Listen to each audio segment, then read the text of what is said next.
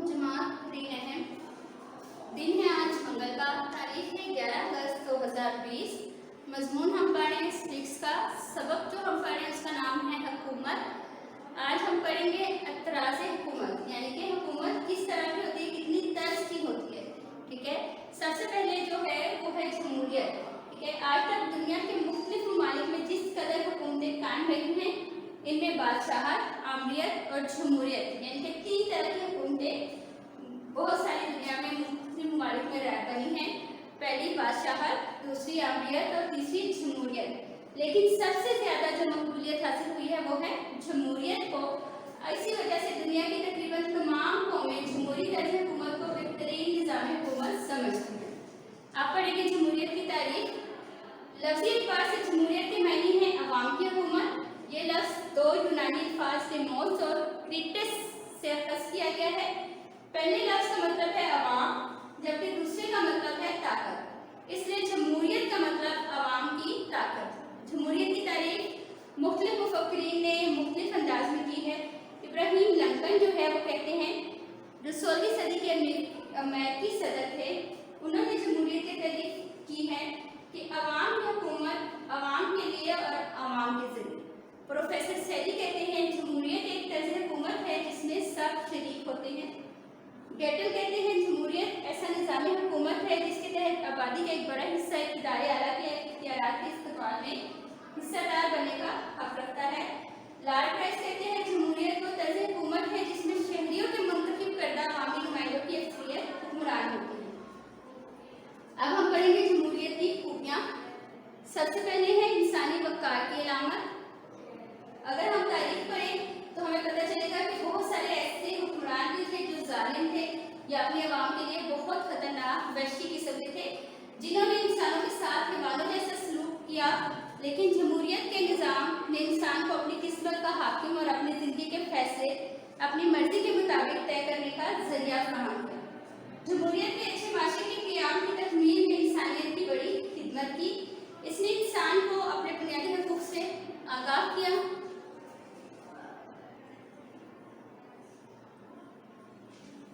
जिन्होंने इंसानों के साथ हैवानों जैसा सलूक किया। लेकिन जमहूरियत के निज़ाम ने इंसान को अपनी किस्मत का हाकिम और अपनी ज़िंदगी के फैसले अपनी मर्जी के मुताबिक तय करने का जरिया फराहम किया। जमहूरियत ने अच्छे माशरे के क़याम की तकमील में इंसानियत की बड़ी खिदमत की है। इसने इंसान को अपने बुनियादी हकूक़ से आगाह किया। इसके हसूल के लिए बड़ी हद तक जिनके कैसे उन्हें अपने हकूक़ हासिल हो सकते हैं उनकी रहनुमाई की। यही वजह है कि कोई भी हुकूमत वहाँ वो आमराना ही क्यों ना हो, जुल्म नहीं कर सकती। इस तरह इस निज़ाम ने इंसानी वक़ार में इजाफा किया। पॉइंट नंबर 2 है सियासी आज़ादी का हसूल। कैसे सियासी आज़ादी का हसूल जमहूरियत ने मुमकिन बनाया। जमहूरियत ने अफराद को हुकूक फ़राइज़ से आगाही दी। उन्हें ये हक भी दिया कि हुकूमत पर जायज़ तनकीद करके हुक्मरानों को उनकी गलतियों की तरफ तवज्जो दिलाएं ताकि मुल्क तरक्की की राह पर गामज़न हो। अफराद को ये हक भी हासिल होता है कि हुकूमत की कारकर्दगी से मुतमिन ना हो, वो पुरअमन और आइनी तरीके से हुकूमत को तब्दील कर सकते हैं। यकसा मौक़े जमहूरियत ने तमाम अफराद को एक सियासी और माशरती मर्तबे पर ला खड़ा किया। अब कोई ऐसा फ़र्द नहीं जो अपने आप को कानूनन किसी खास इम्तियाज़ का अहल करार दे। इस निज़ाम में हर शख्स को अपनी शख्सियत की तामीर के लिए यकसा मौक़े हासिल होते हैं और वो अपने बुनियादी हकूक़ के लिए अदालत से रजू कर सकता है। अवाम की फलाह व बहबूद के लिए भी जमहूरियत ने बहुत ज़्यादा काम किया। जमहूरी तर्ज हुकूमत का मकसद ही अवाम को बेसिकली सहूलतें फराहम करना है और इनकी फलाह व बहबूद के लिए मनसूबाबंदी करना है। इसमें हर फर्द पूरे जोश व खरोश से माशरे की खिदमत के लिए काम कर सकता है। मौलमाना निज़ाम हुकूमत, ये निज़ाम इंसान की तालीमी, ज़हनी और इखलाकी खसूसियात को उजागर करता है। ये लोगों की तरबियत के हसूल का बहुत बड़ा जरिया है, क्योंकि इसमें लोगों को बड़े बड़े मामलात पर बहस व मुबाहसा और फैसला करने का मौका मिलता है। जिम्मेदार हुकूमत, जब तमाम अफराद हुकूमत के कामों में भरपूर हिस्सा लेंगे और मुल्की हालात पर नज़र रखेंगे तो वो समझ लेंगे कि इनके मफाद की हिफाजत इनके नुमाइंदे कर रहे हैं। इस तरह आने वाले इंतखाबात में क्या होता है कि नाअहल नुमाइंदों को हुकूमत अवाम जो है मुस्तरद करती, जिन्होंने उनकी फलाह व बहबूद के लिए काम नहीं किया होता। इस एतबार से भी ये एक जिम्मेदार हुकूमत है कि हुकूमत अच्छे से काम करते हैं ताकि आइंदा इंतखाबात में भी अवाम उनको दोबारा से चुने। इंतखाबात से तहफ़्फ़ुज़, आमराना निज़ामी हुकूमत में अगर अवाम हुकूमत की पॉलिसी से इत्तेफाक नहीं करते और इसे बदलना चाहते हैं तो आईनी तरीके से भी ऐसा नहीं कर सकते। मजबूरन वो ताकत के जरिए अपने मकसद हासिल करते हैं, मगर जमहूरियत में इन्हें इस अंदाज में सोचने की ज़रूरत नहीं होती। वो इंतखाबात के जरिए क़यादत को आसानी के साथ तब्दील कर सकते हैं। यानी अगर उनकी हुकूमत जो आई हुई है उसने अच्छा काम नहीं किया तो अवाम जब दोबारा से इलेक्शन होते हैं तो उस इलेक्शन में दोबारा से उस हुकूमत को कभी भी वोट नहीं देंगे जिसने उनकी फलाह बहबूद के लिए काम नहीं किया। ये थी जमहूरियत की खूबियाँ। यहाँ पे आज का टॉपिक ख़त्म होता है। इंशाल्लाह नेक्स्ट टॉपिक के साथ आपको दोबारा पढ़ाया जाएगा। तब तक के लिए आपका काम है कि आपने जमहूरियत की तारीफ और जमहूरियत की खूबियाँ याद करनी है। बिस्मिल्लाहिर्रहमानिर्रहीम। Today is date is 11 August और दिन है आपके पास मंगल का। मज़मून general science class pre 9th सबक नंबर 2 हमारी ज़िंदगी में कीमिया का किरदार। आज जो हम पढ़ेंगे वो हवा की तरकीब। पेज नंबर 21 पे टेबल आपके पास है। ये आपने परसेंटेजेस के साथ इन गैसेस की जो है वो परसेंटेज याद करनी है कि कौन सी गैस कितनी परसेंटेज पे पाई जाती है। ठीक है, नीचे नाइट्रोजन गैस का अमल दखल और इसका इस्तेमाल, पेज नंबर 21, ये आप लोगों ने पढ़ना है और इसको याद भी करना है। तो आए हम स्टार्ट करते हैं। सबसे पहले हवा की तरकीब। आप जानते हैं कि हवा मुख्तलिफ गैसों का अमेज़ा है। इसके दो बड़े अज्जा नाइट्रोजन और ऑक्सीजन हैं। हवा की अजम के लिहाज से तरकीब काफ़ी परसेंटेज तनासब के साथ हस्बे ज़ेल है। सबसे पहले नंबर शुमार। गैस का नेम है नाइट्रोजन और इसकी परसेंटेज जो बिलाज अजम 78.03%। फिर ऑक्सीजन 20.99%, आर्गन और दीगर नायाब गैसें 0.94%, कार्बन डाइऑक्साइड 0.03%, अमोनिया और ओजोन बहुत खफीफ यानी कि कम पाई जाती है और आपकी बकरार मुख्तलिफ जगह पर मुख्तलिफ। ये टेबल आप लोगों ने याद करना है। हवा में मौजूद गैसों का अमल दखल और इनका इस्तेमाल। ठीक है, गैसों का हमारी ज़िंदगी में क्या अमल दखल है और नाइट्रोजन गैस का अमल दखल और इसका इस्तेमाल हम करते हैं। हवा का सबसे बड़ा जज़्व नाइट्रोजन है और हवा के खसाइस के तयन में इसका अहम हिस्सा है, यानी सबसे परसेंटेज नाइट्रोजन की ज़्यादा होती है 78%। ठीक है, ये गैस दूसरे अनासर के साथ सबसे कम तामुल करती है। यूँ अमले हैरात यानी जलने का जो प्रोसेस होता है उस पर काबू रखने में मददगार साबित होती है। अगर हवा में नाइट्रोजन गैस मौजूद ना होती तो एक दफ़ा भड़क उठने वाली आग कभी ना बुझ पाती और यूँ कायनात की हर शय राख हो जाती। ठीक है, पॉइंट नंबर 1 जो है वो इसमें एक्सप्लेन है कि जो आग का जो प्रोसेस होता है अमले हैराक यानी कि जलने का जो प्रोसेस है वो नाइट्रोजन गैस कंट्रोल करती है। ठीक है, अब नेक्स्ट है पौधे हवा में मौजूद नाइट्रोजन को बराह रास्त इस्तेमाल नहीं कर पाते। वो अमल जिसके ज़रिए नाइट्रोजन पौधों को दरकार मरतबात में तब्दील होती है नाइट्रोजन फिक्सेशन कहलाता है। ठीक है, अब ये इसकी नाइट्रोजन फिक्सेशन की डेफिनेशन है। यहाँ पे हवा में मौजूद नाइट्रोजन पहले ऑक्साइड में बदलती है जो बारिश के पानी से तामुल के नतीजे में नाइट्रिक एसिड की शक्ल इख्तियार कर लेती है। इसी ज़रिए से नाइट्रोजन के आयन ज़मीन और समुंदर में जा मिलते हैं, जहाँ ज़मीनी और आबी समुद्री नबातात इन्हें कागज़ के तौर पर इस्तेमाल या ग़ज़ा के तौर फूड के तौर पर लेती है। ठीक है, इन्हें इस्तेमाल करती हैं। नेक्स्ट है नाइट्रोजन की हयातियाती फिक्सेशन फलीदार यानी कि दानेदार पौधों की जड़ों में मौजूद एक ख़ास तरह के बैक्टीरिया के ज़रिए होती है। बैक्टीरिया अम्ल तकसीर या अम्ल तकफीर जिसे आप कहते हैं ऑक्सीडेशन और रिडक्शन रिएक्शंस के ज़रिए नाइट्रोजन आयन को नाइट्रेट के आयन में बदल कर इसकी फिक्सेशन कर देते हैं। नाइट्रेट के आयन्स पानी में हल पजीर होने की वजह से पौधों के लिए बासानी काबिल इस्तेमाल होते हैं, जिसके बायस पौधे प्रोटीन तैयार कर पाते हैं। जब जानवर इन्हीं पौधों को खुराक के तौर पर खाते हैं तो पौधों के प्रोटीन को इस्तेमाल करके हमारी प्रोटीन यानी कि लेमियार बनाते हैं और नाइट्रोजन जो फुजला होता है इसको खारिज करते हैं, जिसकी अहम तरीन मिसाल जो है वो यूरिया है। ये थी नाइट्रोजन का इस्तेमाल और हमारी ज़िंदगी में इसका अमल लगा। आपने ये जो टेबल है नाइट्रोजन गैस का इस्तेमाल इसको आज की डायरी आप लोगों ने याद करना है, ठीक है। अब हवा की तरकीब में जो है वो नाइट्रोजन, ऑक्सीजन, आर्गोन और दीगर नायाब गैसें और वाटर वेपर्स जो वो पाए जाते हैं। अब नाइट्रोजन सबसे ज़्यादा पाई जाती है, इसकी परसेंटेज 78% है, तो ये एज अ सॉल्वेंट लेते हैं, ठीक है। और सबसे कम परसेंटेज जो है वो आर्गोन और दीगर नायाब गैसें हैं, वाटर वेपर्स वो आपके पास एज अ सोल्यूट ऐड करते हैं। जब सोल्यूट और सॉल्वेंट मिलते हैं तो वो मिलकर सोल्यूशन बनाते हैं, इसलिए हम कहते हैं जो air is a mixture of gases, ठीक है। आपने ये टेबल अच्छे तरीके से परसेंटेज के लिहाज से याद करना है और नाइट्रोजन का अमल दखल और इसका इस्तेमाल भी पढ़ना है। इंशाल्लाह नेक्स्ट लेक्चर के साथ फिर मुलाकात होगी। अल्लाह हाफ़िज़।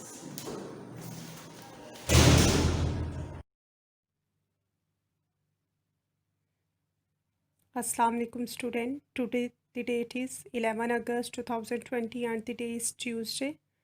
जमात आप लोगों की है प्री नाहम, मज़मून है आप लोगों का इस्लामियात इख्तियारी। आज हम जो टॉपिक करेंगे वो हज़रत इब्राहीम अलैहिस्सलाम और नमरूद का है, जो कि सफ़ा नंबर 93 पर गिवन है, ठीक है जी। ओपन करें अपनी बुक्स, पेज नंबर 93। ये मशवरे हो ही रहे थे कि ये बात इराक़ के बादशाह नमरूद तक भी पहुंच गई। MCQ ये शॉर्ट में आ सकता है कि नमरूद कहाँ का बादशाह था, इराक़ का बादशाह था। और नमरूद न सिर्फ बादशाह था बल्कि अपनी राया का मालिक और रब भी समझा जाता था। इसे भी दूसरे देवताओं की तरह पूछा जाता था, यानी कि इसकी इबादत की जाती थी। वो ये कैसे बर्दाश्त कर सकता था कि हज़रत इब्राहीम अलैहिस्सलाम की तबलीग से इसे ज़वाल आए, यानी कि लोग उन्हें मानने लग पड़े और ये ज़वाल में चला जाए, इसको कोई ना पूछे। इसने हज़रत इब्राहीम अलैहिस्सलाम को तलब किया, यानी कि उसे बुलाया। उन्होंने भरे दरबार में बिला खौफ व ख़तर हक़ का ऐलान किया, यानी कि किसी भी डरे नहीं, बिल्कुल उसके आगे, यानी कि हक़ का ऐलान उसके सामने भी कर दिया कि मेरा रब तो वो है जो ज़िंदगी अता करता है और मौत देता है। नमरूद ने कहा कि मैं भी ज़िंदगी दे सकता हूँ और मार सकता हूँ, और फांसी के एक सज़ा याफ्ता को आज़ाद कर दिया और एक बेगुनाह को मरवा डाला, और कहा कि देखा मैं किस तरह ज़िंदगी बख्शता और मौत देता हूँ। हज़रत इब्राहीम ने नमरूद को लाजवाब करने के लिए अल्लाह ताला की हस्ती की एक और दलील दी कि मेरा खुदा सूरज को मशरिक़ से तलूक करता और मगरिब में ग़ुरूब करता है, तो ज़रा सूरज को मगरिब से निकाल कर दिखाओ। नमरूद हैरान और शश्तर रह गया, क्योंकि वो ये ना कर सकता था। अब बादशाह से राया तक सभी लोग हज़रत इब्राहीम अलैहिस्सलाम के दुश्मन थे, लेकिन वो बेखौफ ख़तर लोगों को रश्द व हदायत की तरफ बुलाने में मशगूल रहे, यानी कि वो बिल्कुल लोगों से नहीं डरे, बस लोगों को अल्लाह ताला की तरफ बुलाने में लगे रहे। इन्हें अपने खुदा पर पूरा भरोसा था कि वो अपने जलीलुल कद्र पैगंबर को बेयारो मददगार ना छोड़ेगा। अब देखें जी, नेक्स्ट आप लोगों का पॉइंट बन सकता है नारे नमरूद, ठीक है जी। यहाँ से आप लोग पॉइंट्स बना दें। नारे नमरूद। नमरूद और इसकी कौम ने हज़रत इब्राहीम अलैहिस्सलाम को जलती आग में फेंकवा देने का अज़म किया, यानी कि इरादा किया। एक मखसूस जगह पर कहीं रोज़ आग जलाएगी और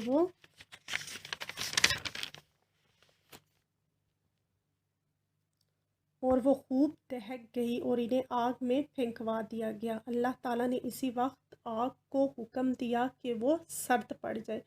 यूँ हज़रत इब्राहीम सालिम व महफूज रहे।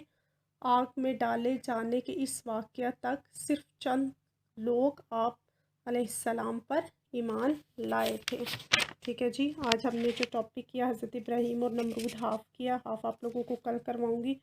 2-3 दफ़ा इसकी रीडिंग करिएगा, बहुत अच्छे तरीके से इसको याद करना है। इंशाल्लाह नेक्स्ट टॉपिक के साथ आपसे फिर मिलते हैं। अल्लाह हाफ़िज़। अस्सलाम वालेकुम क्लास प्री 9th, उम्मीद करती हूँ आप खैरियत से होंगे। Today date is 11th August, day is Tuesday, subject is mathematics for arts general mathematics. अच्छा, okay, let's start today's lecture. Diary of 11th August, question number 3, 4, 5 plus 6 for homework of exercise 7.2. Exercise 7.2 question number 3. Question number 3 है बेटा हमारे पास find the 15th का, ठीक है। question number 3 solution। अच्छा A15 हमें जो है नहीं गिवन, फाइंड करना है, ओके।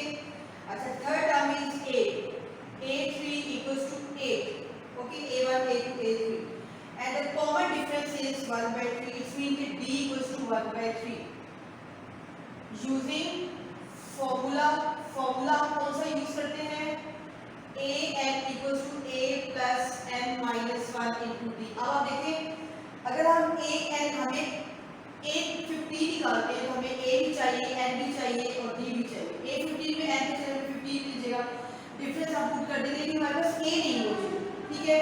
हम पहले पुट करते हैं N को 3 इन फॉर्मूला, हमारा बन जाएगा A3 equals to A plus 3 minus 1 और D is 1/3, ओके। A3 की वैल्यू 8 है, 8 equals to A plus 2 multiplied by 1/3, 8 equals to A plus 2/3, 8 minus 2/3 equals to 8। अच्छा यहाँ से 3 ऐसे में आ जाएगा 24 minus 2 equals to 8, तो ये हो जाएगा 22/3 equals to 8। ये हमारा हो जाएगा A equals to 22/3, ठीक है। जो एक गिवन होता है ना जो एक गिवन होता है और D गिवन होता है उसके अकॉर्डिंग आप A कैलकुलेट करेंगे, A हमारा आ गया 22/3, फिर अच्छा अब हमारे पास जो है इस A के अकॉर्डिंग हम A15 निकालेंगे। A15 बल्कि आप कहें कि हम पुट करें N को 15 इन फॉर्मूला, आप फॉर्मूला में पुट करें। अच्छा A15 equals to A की जगह आ जाएगा 22/3 by putting values, ठीक है। A15 22/3, ओके, प्लस N हमारे पास A15 के अकॉर्डिंग 15 minus 1 और D is 1/3। A15 equals to 22/3 plus 14 multiplied by 1/3, 22/3 plus 14/3, 3 is LCM, 22 plus 14, answer is 6 और 3 36/3, फिर अच्छा इसको हम लिख सकते हैं 3 1 3 2 6 so equals to 12। It's mean the required term is A15 equals to 12। ये हमारा था question number 3, okay. Question number 4 में है find term of an arithmetic progression.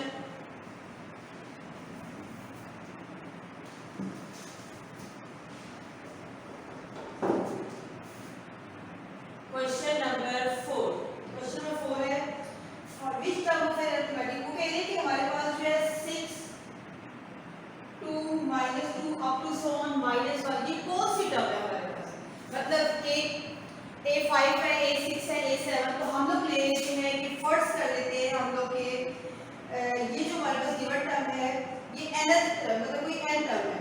पहले तो हम इसमें से A करते हैं, A हमारे पास हो जाएगा 6, A1 में A6 हो जाएगा, D हमारा हो जाएगा 2 - 6 के अकॉर्डिंग हमारा हो जाएगा -4, A भी आ गया, D भी आ गया हमारा, ठीक है। मैं क्या कहती हूँ कि फर्स्ट कर लेते हैं कि हमारी nth टर्म है -146, हमें n मिल जाएगा यहाँ से।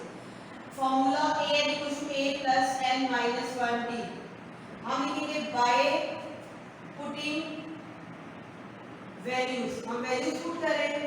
अच्छा वैल्यूज पुट करें, a n की जगह आ जाएगा -146, a की जगह आ जाएगा 6 प्लस, ओके, a की जगह 6 आ जाएगा, n आपके पास n की जगह -1 और d हमारे पास जो है वो है -4, ये जगह 6 ये माइनस ये प्लस माइनस हो जाएंगे 4, हम यहाँ पे लिखेंगे n -1, ये जगह 6 -4n + 4, ये जगह 10 -4n -146।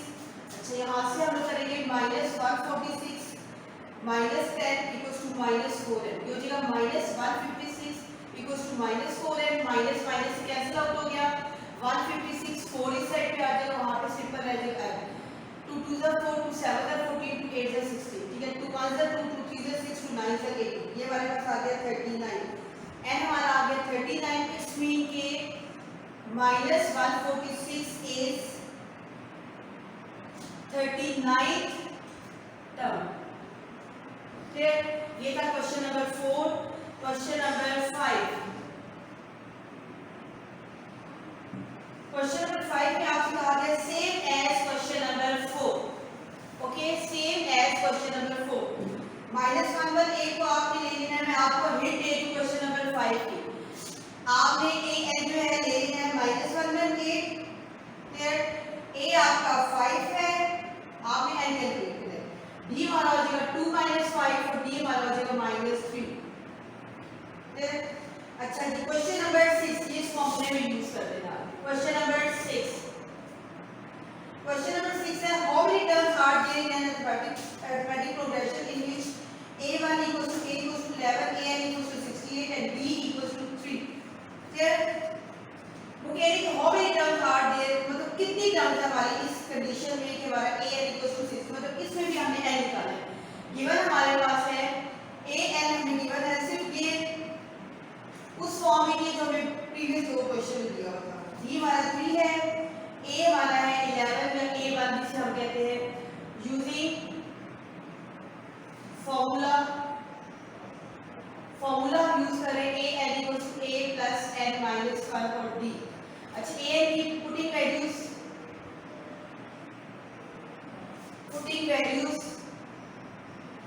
पुट करें हम, हमारी वैल्यू है a n की हमारे पास है 68, a is 11 and as it is 1 as it is d is 3, 68 = 11 plus इसको 3 को मल्टीप्लाई कर ले 3 and -3, 68 = 11 - 3 is 8 plus 3 and 68 तो 8 इस साइड पे आ जाएगा माइनस हो जाएगा, ये हो जाएगा 3n, ये हो जाएगा 60 = 3n।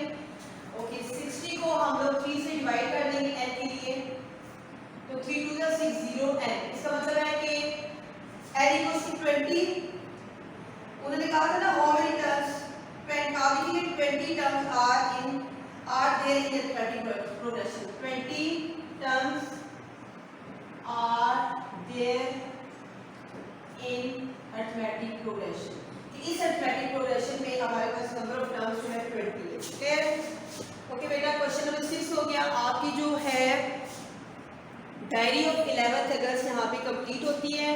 आप लोगों ने जो है जो क्वेश्चन आपको करवाए गए हैं 3 4 5 6, ये पहले आपने नीट रजिस्टर्स पे भी करने हैं और साथ आपने इनकी रफ प्रैक्टिस के लिए इनको रफ रजिस्टर्स पे भी करने हैं। क्लियर? दुआ में याद रखिएगा। अल्लाह हाफिज़। अस्सलाम वालेकुम जमात प्री-9, दिन है आज मंगल का, तारीख है 11 अगस्त 2020। मजमून हम पढ़े होम इकोनॉमिक्स, सबक नंबर 3 ग़िज़ा और खुराक को समझना। आज हम इस चैप्टर को मुकम्मल पढ़ लिया है, हमने टॉपिक वाइज भी आपको बता दिया गया है। इसको रिव्यू करेंगे कि इसमें क्या पढ़ाया गया है और साथ ही में आपको बताएंगे कि मुख्तलिफ अफराद की ग़िज़ाई ज़रूरियात के मुताबिक कैसे ग़िज़ा का इंतखाब किया जाता है। अफराद की ग़िज़ाई ज़रूरियात के मुताबिक ग़िज़ा का इंतखाब करने के लिए हमें ये पता होना चाहिए कि कौन सी ग़िज़ा कितना हमें प्रोटीन, हरारत, तवानाई, नमकियात, कैल्शियम, आयरन मुहैया करती है। उसके लिए ज़रूरी है कि हमें पता हो दूध और दूध से बनी हुई अशिया मसलन से क्या हमें हासिल होता है calcium, protein, phosphorus, vitamin A और विटामिन बी वगैरह। ये एक बच्चे को रोज़ाना 3 से 4 गिलास और एक बालिग फर्द को 2 गिलास, हामला ख़वातीन को 3 से ज़ायद गिलास, दूध पिलाने वाली ख़वातीन 4 या 4 से ज़ायद गिलास, इसके अलावा दलिया, खीर, दही और लस्सी वगैरह खानी चाहिए। गोश्त, मुर्गी, मछली और अंडे में क्या होता है प्रोटीन, चिकनाई, vitamin A, vitamin B, calcium, phosphorus, iron और आयोडीन। ये हमें दिन में 2 मरतबा इस्तेमाल करना चाहिए। लेची, गुर्दे और दिल हफ्ते में 1 मरतबा। सब्जियां और फल हमें देते हैं carbohydrates, vitamin A, vitamin B complex, vitamin C, vitamin E, calcium, potassium और आयरन वगैरह। सब्जी और फल 4 मरतबा रोजाना खाने चाहिए। 1 माल्टा या 1 नींबू या दरमियानी साइज के 2 कच्चे टमाटर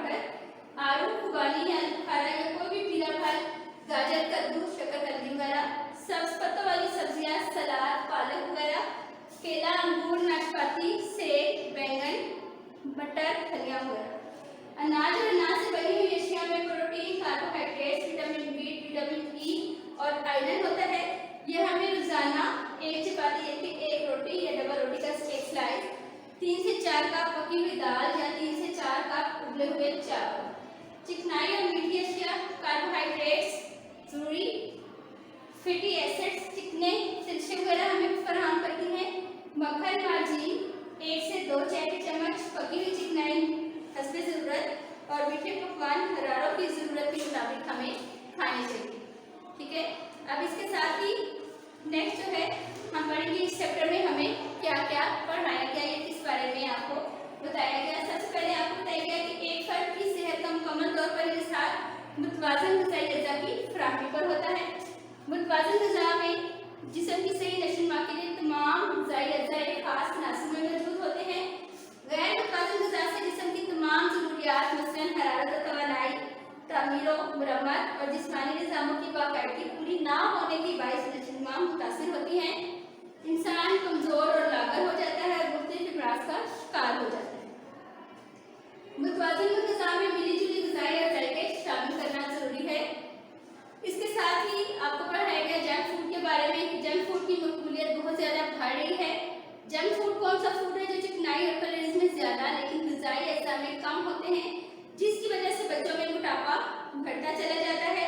इसके लिए बच्चों में सेहतमंदाना ग़िज़ाई इंतखाब की तरबियत की ज़रूरत होती है।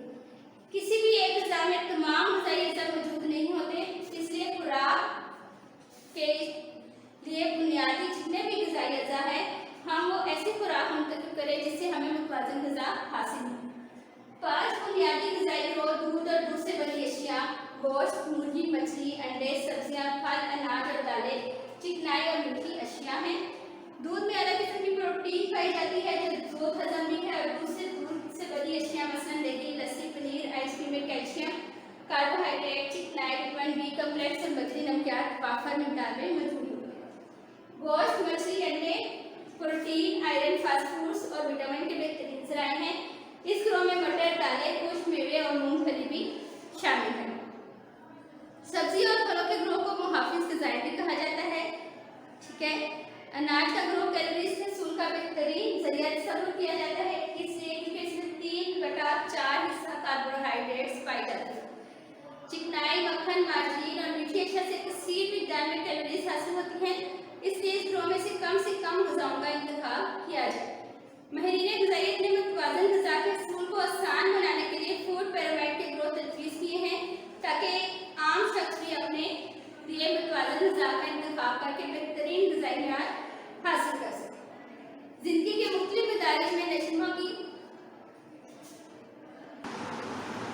मुतवाज़िन ग़िज़ा के इंतखाब करके बेहतर ग़िज़ाई मयार हासिल कर सकते हैं। ज़िंदगी के मुख्तलिफ मदारिज में नशोनुमा की रफ्तार और सेहत के मयार को बरकरार रखने के लिए ग़िज़ाई ज़रूरियात तब्दील होती रहती हैं। ग़िज़ाई ज़रूरियात पर उम्र, जिन्स, कामकाज की नौइयत, मौसम, जिस्म की बनावट और जिस्मानी कैफियत असरअंदाज होती है। शीख और बच्चों के लिए माँ का दूध बेहतरीन ग़िज़ा है। जब बच्चे की उम्र 4 से 6 माह हो जाए तो इसको ज़रूरी ग़िज़ाओं की ज़रूरत होती है, मसलन उबले हुए चावल, सूजी की खीर, सब्जियों और गोश्त के सूप, फलों के जूस और अंडे की जर्दी और दीगर अनाज से बनी हुई ग़िज़ाएँ। 1 से 4 साल की उम्र में बच्चे का जिस्म पैदाइश से 3 गुना ज़्यादा हो जाता है। वो तेज़ी से नशोनुमा पाता है, इसलिए कबल स्कूल बच्चों के लिए 4 गिलास दूध के अलावा तमाम ग़िज़ाई ग्रोहों से ग़िज़ा मुंतखब करनी चाहिए। 6 से 12 साल की उम्र के बच्चों की ग़िज़ाई आदात रफ्ता करने की ज़रूरत होती है। इनकी बढ़ती हुई ग़िज़ाई ज़रूरियात के पेश नज़र इनकी ग़िज़ा में गोश्त, अनाज, दूध, फल, सब्जियां और चिकनाई के ग्रोह में से बेहतरीन ज़राए का इंतखाब किया जाए। खाने के दरमियानी औकात में भी इन्हें ग़िज़ाई अज़्ज़ा से भरपूर ग़िज़ाएँ दी जाए। नौक़ के दौर में प्रोटीन, कार्बोहाइड्रेट, चिकनाई, विटामिन और मदनी नमकियात की मिकदार बाकी अफराद से ज़्यादा होती है, इसलिए जंक फूड की बजाय सेहतमंदाना ग़िज़ा का इंतखाब किया जाए, मगर इसमें तनूव और वैरायटी होनी चाहिए। हामला और दूध पिलाने वाली ख़वातीन को न सिर्फ अपनी बल्कि अपने बच्चे की ग़िज़ाई ज़रूरियात भी पूरी करनी होती है, इसलिए इनको तमाम ग़िज़ाई ग्रोहों में से अदल बदल करके खुराक का इंतखाब करना चाहिए। हामला ख़वातीन को आम ख़वातीन से 300 से ज़ायद कैलोरीज, जबकि दूध पिलाने वाली ख़वातीन को 400 से 5 से इजाफी कैलोरीज योमिया दरकार होती है। बेटा जी ये आपको बता दें कि इस चैप्टर में आपने क्या क्या पढ़ा है। ठीक है, अब हम पढ़ेंगे इस चैप्टर के जो मारूजी हिस्सा है उसको हल करेंगे। ठीक है, आपने इस चैप्टर में से सफा नंबर 83 निकाल लेना है। मुतवाज़िन ग़िज़ा को किसका मजमूआ कहा जाता है? ग़िज़ाई अज्जा का। ग़िज़ाई ग्रोह की तादाद कितनी होती है? ग़िज़ाई ग्रोह बुनियादी ग्रोह जो है वो अभी आपको बताया गया कि 5 है। सब्जियों को किस तरह की ग़िज़ाई कहा जाता है? मुहाफिज ग़िज़ाई कहा जाता है। जंक फूड किस चीज़ से भरपूर होती है? चिकनाई से। कामकाज की नौइयत के लिहाज से कौन सी ज़रूरियात मुख्तलिफ होती हैं? ग़िज़ाई ज़रूरियात। वो कौन सा खाका है जिसमें एक दिन की ग़िज़ाई ज़रूरियात पूरी करने से मुतल्लिक रहनुमाई मिलती है? Food pyramid. दूध किस ग़िज़ाई जूस का बेहतरीन ज़रिया है? कैल्शियम का। दिल, गुर्दे और आयरन। दिल, गुर्दे और कलेजे में कौन सा ग़िज़ाई जूस ज़्यादा मिकदार में पाया जाता है? आप इसमें आयरन को टिक करेंगे। सर्दी के मौसम में किस ग़िज़ा का इस्तेमाल घट जाता है? खुश्क मेवाजात का। माँ का दूध बच्चे को किस उम्र तक पिलाना चाहिए? 1.5 से 2 साल। किस माह में खीर-खार बच्चे को माल्टे का रस देना शुरू करना चाहिए? 8 माह में। हमला ख़वातीन को किन ग़िज़ाओं की ज़्यादा इस्तेमाल से परहेज़ करना चाहिए? चिकनाई और मीठी अशिया। इसके साथ ही हमारा ये चैप्टर यहाँ पे मुकम्मल होता है बेटा। ठीक है, सबक नंबर 3 आपको पूरा पढ़ा दिया गया है। अब आपके पास जो बाकी अगस्त के दिन बचे हैं, यानी कि 11 अगस्त से लेकर 22 अगस्त तक के जो दिन बचे हैं, आपने इसी चैप्टर को रिवाइज करना है। फुल चैप्टर आपने रिवाइज करना है। ठीक है, शॉर्ट क्वेश्चन आंसर भी, लॉन्ग भी, मारूजी हिस्सा भी आपने उसके मुताबिक आपने डे वाइज इसको याद करना है। और जो क्वेश्चन आपने को कॉपी पे लिखने के लिए दिए गए हैं वो आपने कॉपी पे लिख लेनी है। इंशाल्लाह नेक्स्ट चैप्टर के साथ आपसे दोबारा लेक्चर वाइज मुलाकात होगी। टॉपिक वाइज आपको वो भी पढ़ाया जाएगा। तब तक के लिए आपका काम यह है कि आपने इसको अच्छे से याद करना है। अल्लाह हाफिज़।